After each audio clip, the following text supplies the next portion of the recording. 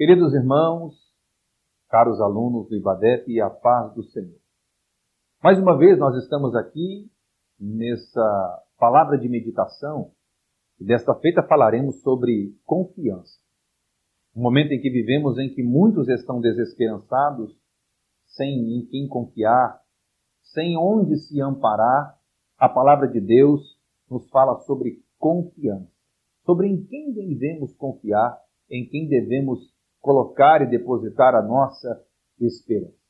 Para tanto, eu quero ler com os irmãos o texto que está no Salmo de número 125, que faz parte do famigerado e já conhecido Cântico dos Degraus, que começa no Salmo de número 120 e vai até o número 134. O 125, nos seus versos 1 e 2, diz assim: Os que confiam no Senhor serão como o monte Sião, que não se abala, mas permanece para sempre. Como estão os montes à roda de Jerusalém, assim o Senhor está em volta do seu povo, desde agora e para sempre. É interessante vermos o salmista fazer esta analogia, esta comparação, partindo do elemento monte. Ele diz: os que confiam no Senhor serão considerados, serão chamados, poderão ser vistos como um monte que não se abala. Antes de entendermos o porquê da comparação, precisamos entender a palavra confiar. A palavra confiar, no hebraico, é do verbo batar, que significa depositar confiança em, entregar-se sem reserva. Confiar em Deus é muito mais do que crer mentalmente. No grego, a palavra vem de uma raiz chamada pisteus, que significa entregar-se sem reserva. Muitos hoje dizem confiar em Deus, mas confiam e creem mentalmente, não física e espiritualmente. Não se entregam sem reservas e não confiam toda a sua vida ao Senhor. Por isso o mesmo salmista diz: entrega o teu caminho ao Senhor, confia nele e ele tudo fará.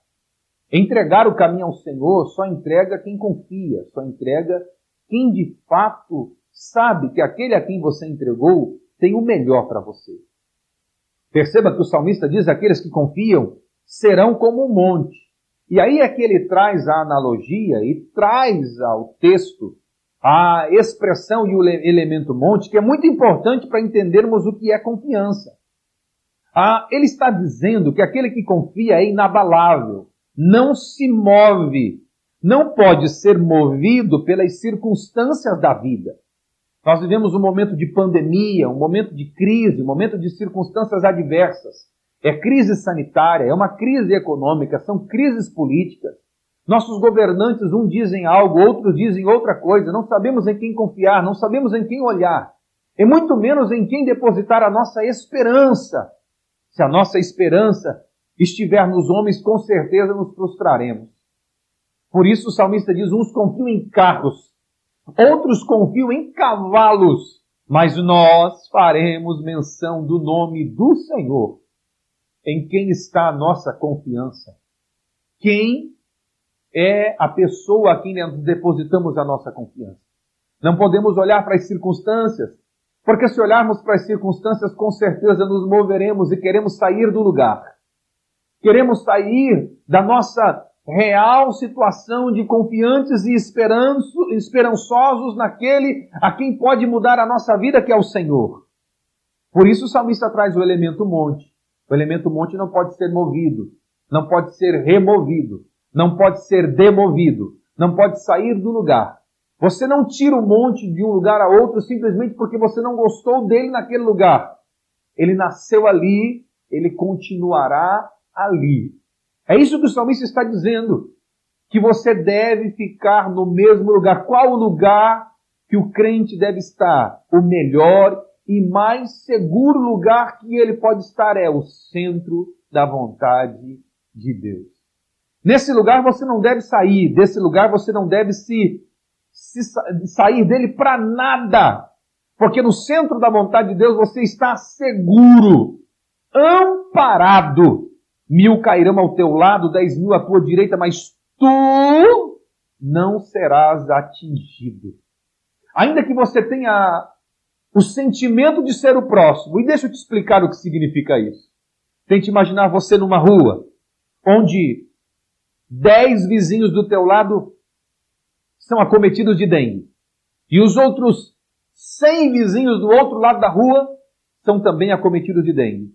O sentimento que você tem é que você e sua família serão os próximos, porque aquela rua, aquele local, aquele bairro está infestado de um foco de mosquito da dengue.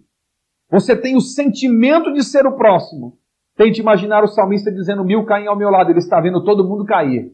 10.000 à minha direita, ele está vendo todo mundo tombar.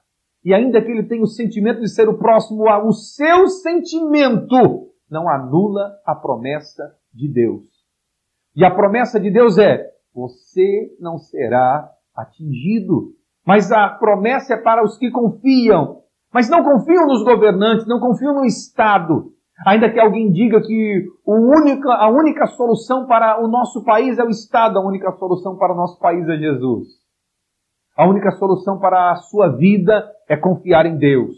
A única solução para a nossa vida é depositar confiança naquele que pode mudar o quadro da nossa situação, seja sanitária, econômica, política, em qualquer quadro. O Senhor é poderoso para mudar. E quando eu falo de confiança, a minha mente reporta e me leva a um personagem bíblico que teve confiança em Deus, aliás, em toda a sua vida, mas propriamente em um momento de adversidade. O nome dele é Josafá. O rei Josafá tem um problema a resolver. Segundo o livro das Crônicas, capítulo 20, versículo de números 12, o ápice daquele momento da sua oração, ele tem um problema. No capítulo 20 descreve todo o problema. Amonitas, Moabitas, se mancomunam e sobem contra o reino de Judá. Nesse tempo, Judá e Israel já tinham sido divididos, reino do norte e reino do sul. Reino do norte, Israel com suas 10 tribos. Reino do sul, Judá com suas 2 tribos, Judá e Benjamim. Sendo assim, Josafá tem um menor contingente de soldados. Quando ele fica sabendo que amonitas e moabitas sobem contra ele, a Bíblia diz que ele se atemoriza. Mas o medo não lhe trava. Eu acho isso lindo, porque o texto diz: temeu e buscou ao Senhor. O medo não trava Josafá. Pelo contrário, ativa o que ele tem de mais importante, sua fé. O medo ativa o que ele tem de mais importante, sua confiança em Deus. Ele apregou um jejum coletivo com toda a nação, e no dia do jejum ele vai orar junto com o seu povo. E em sua oração ele faz constatações e afirmações tão lindas. O ápice das suas constatações e afirmações está no versículo 12, quando ele diz: Senhor, diante desta numerosa multidão nós não temos força. Eu não sei o que fazer, mas os meus olhos estão colocados em Ti. Dificilmente um líder falaria isso diante dos seus liderados. Dificilmente um líder falaria isso diante dos seus servos, daqueles a quem ele lidera. Dificilmente ele asseguraria: eu não sei o que fazer e eu não tenho força contra eles. Tal palavra, tal afirmação ou tais afirmações, com certeza desestimularia o povo. Mas não foi o que aconteceu com o povo de Judá. Eles sabiam que Josafá era um piedoso rei. A última expressão de Josafá muda todo o quadro. Quando ele diz: os meus olhos estão colocados em Ti, muda tudo. Se ele só diz: eu não tenho força e não sei o que fazer, o povo até sim poderia se desestimular, desencorajar. Mas quando ele diz: os meus olhos estão colocados em Ti, ele está dizendo: nossa esperança está no Senhor. Nossa confiança está no Senhor. Eu sei que você está numa situação difícil. Todos nós estamos. Eu sei que você pode até ter perdido o seu emprego, muitos perderam. Você pode até não saber o que fazer, muitos não sabem. Você pode não saber, não poder, não ter. Mas tem alguém que sabe, que pode e que tem. E este alguém é o nosso Deus, provedor. O provedor de todas as coisas e da própria força. O provedor da inteligência e da sabedoria. Ele lhe dará sabedoria para junto destas circunstâncias adversas.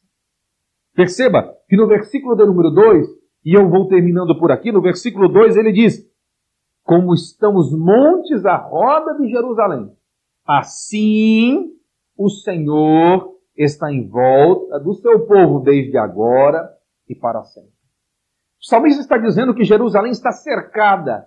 A famosa cidade chamada como a cidade das 7 colinas, dos 7 montes, porque ela tem em volta de si 7 montanhas. O salmista está dizendo, essas 7 montanhas que estão em torno de Jerusalém representam o Senhor que está em torno desta cidade.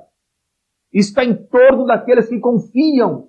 Quando Josafá ora ao Senhor, o versículo 2, o verso 2, se materializa na vida de Josafá, porque o Senhor dá escape para eles. Deus levanta um profeta para dizer uma palavra de resposta a Josafá e diz: acalme, fiquem quietos, estejais em pé e vede o livramento que o vosso Senhor vos dará. A única coisa que Deus pediu para Josafá é: coloquem cantores em frente ao exército. Cantem, louvem, adorem, pois o Senhor pelejará por vocês. Diz o texto que eles vão para a guerra, o exército se prepara, mas na frente do exército, Josafá colocou os cantores levitas, os responsáveis pelos louvores de Israel. E diz o salmista que Deus habita entre os louvores de Israel. Enquanto eles cantavam, Deus dava para eles escape.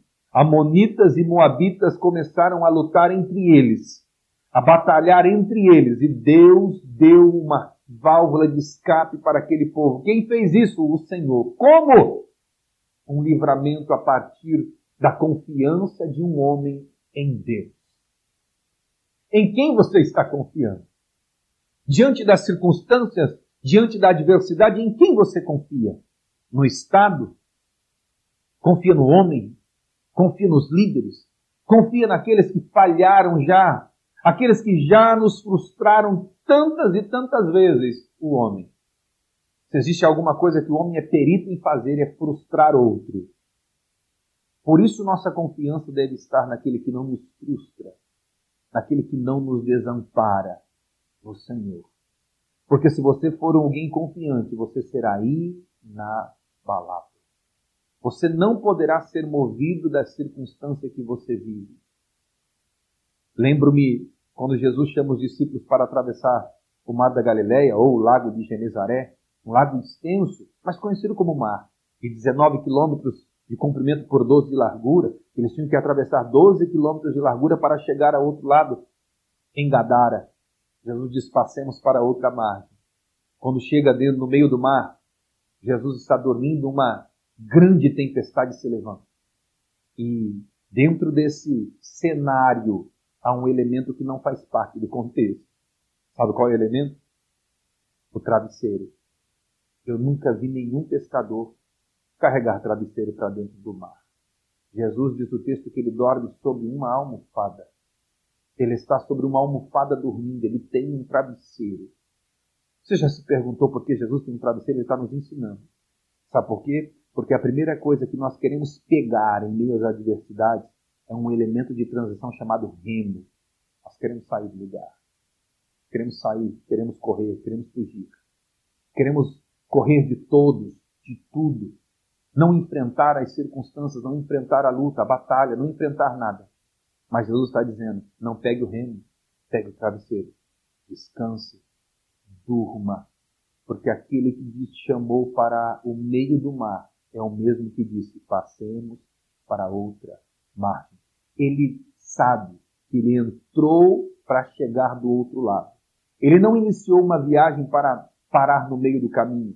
Jesus, quando chama os discípulos para atravessar, ele já dizia: nós estaremos do outro lado. Nós chegaremos do outro lado. Ainda que a nossa visão seja circunstancial, efêmera, passageira, transitória, não conseguimos enxergar muito longe. Jesus enxergava do outro lado. Sabe por quê? Porque promessa e realidade para o Senhor é a mesma coisa. Os discípulos vinham um mar, Jesus já via do outro lado. Confie no Senhor. Que a tua confiança esteja depositada nele. Que a tua confiança esteja depositada no Senhor. Seja como alguém que confia plenamente, sem reservas. Deixa eu lhe contar uma história, eu encerro por aqui. Conta-se uma história de um equilibrista que chamou vários meios de comunicação para atravessar um prédio ao outro de 50 metros de distância. Um prédio de 30 andares e entre um prédio e outro havia 50 metros. Ele puxou um cabo de aço, pegou o seu monociclo, aquela bicicleta de uma roda só, chamou a mídia e disse: eu vou atravessar.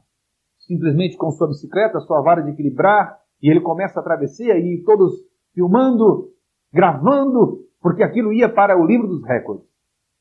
Ele atravessa, chega do outro lado, quando ele está do outro lado, depois daquela travessia tão perigosa, um jornalista chega para ele e diz assim: eu sabia que você conseguia. Eu até apostei com o meu companheiro de trabalho que você conseguia. Eu confiava em você. Ele olhou para o jornalista e disse: você confia em mim mesmo? Se eu confiei tanto que eu apostei em você. Você tem uma bicicleta de garupa. Vamos voltar juntos? Nessa hora o jornalista pulou para trás e disse: não, eu não tenho essa coragem. Se você confia em mim mesmo, você sobe na bicicleta que eu tenho de garupa e nós voltaremos do outro lado juntos. O problema da geração odierna é que nós dizemos confiar em Deus. Mas se Deus, como o equilibrista, dizer para nós: ei, senta aqui na garupa que eu vou atravessar, nós pulamos da bicicleta ou pulamos na hora e dizemos: não.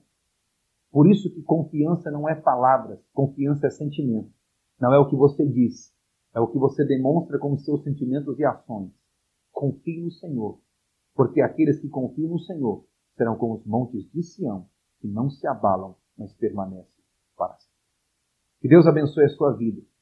Que você, em meio a essa crise, a essas dificuldades, confie em Deus, pois você será alvo da benevolência, do favor e da graça do Senhor Jesus.